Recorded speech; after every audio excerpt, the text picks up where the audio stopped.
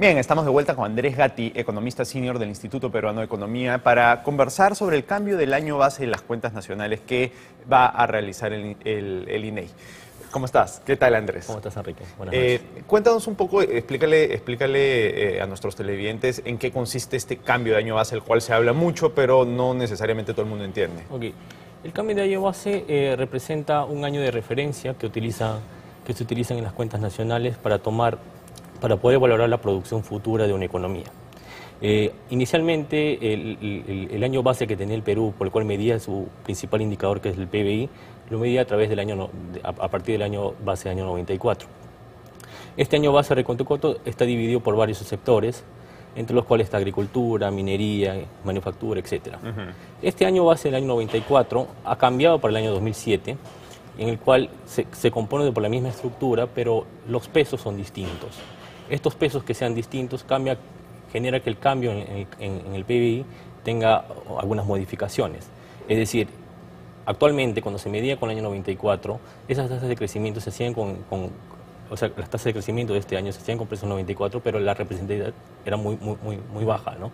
Porque los precios eran distintos, cambian los precios relativos, cambia la estructura. A ver, déjame ir un paso atrás para ver si estamos entendiendo bien. O sea, lo que se hace, cuando estamos hablando del año base, eso quiere decir que, por ejemplo, se usa para ver el PBI de cada año, digamos, cuánto valía el oro en el 94, ¿no? Y esa misma cifra se usa en todos los años, porque lo que sucede es que cada año va cambiando el valor de oro, ¿no? Entonces se tiene, del oro y, en fin, de todos los productos, ¿no? Entonces se tiene que tomar un año de referencia y se usa los precios de ese año de referencia, ¿no? Antes se usaba el del 94, ahora se usa el del 2007. Y tú nos estabas explicando cuál va a ser la consecuencia en las mediciones de este cambio. Claro, la consecuencia principal es el cambio en la composición de los sectores, ¿no?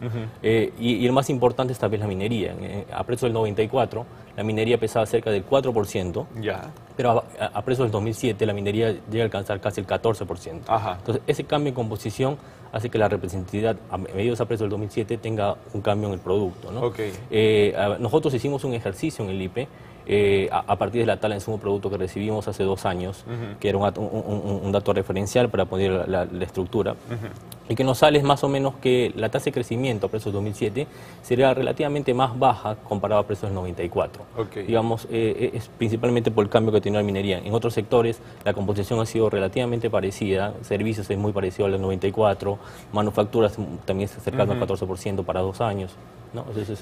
¿Y eso entonces qué significaría? ¿Que el Perú ha estado creciendo menos de lo que creíamos que estaba creciendo? ¿Es eso? Sí, no tan menos, ¿no? Digamos, lo que nos sale, por ejemplo, en el año 2012, cuando a precios del 94 se crecía 6.3%, a precios del 2007, en el 2012 se crecía más o menos cercano al 6%. O sea, la diferencia es muy marginal. Un poco menos. Sí, un poco menos, ¿no? Esto, digamos, es distinto a lo que pasaba en el año base 94-79. Para darte un dato, en el año antes se usaba el 79, antes del 94. Antes del 94 se utilizaba el 79 como año base. Para darte un dato, en el año 99, cuando todavía existía el año base del año 79, se decía que en el 98, en la crisis asiática, el Perú había crecido 0.7%. Cuando se cambia año base 94, que sale en septiembre del 2000, el PIB en el año 98 no había crecido 0.7%, sino había caído 0.7%. Y eso responde un poco al cambio estructural que hubo en los 80, un poco al cambio de la información también disponible que había en esos años. En este año, si bien hubo un cambio estructural principal, no ha sido tan fuerte como que pasó en los 80 con respecto a los 90-2000, ¿no? Ahora, si bien esto demostraría que hemos crecido un poco menos de lo que creíamos en estos últimos años, la tendencia de crecimiento se mantiene, ¿cierto? ¿No? O sea, la tendencia sigue siendo la misma. Como te decía, ¿no? El cambio es muy marginal, y principalmente por el cambio que tiene la minería, pero la tendencia sigue siendo la misma, ¿no? Ahora, la semana pasada salieron las cifras oficiales de cuánto crecimos realmente el año pasado, ¿no?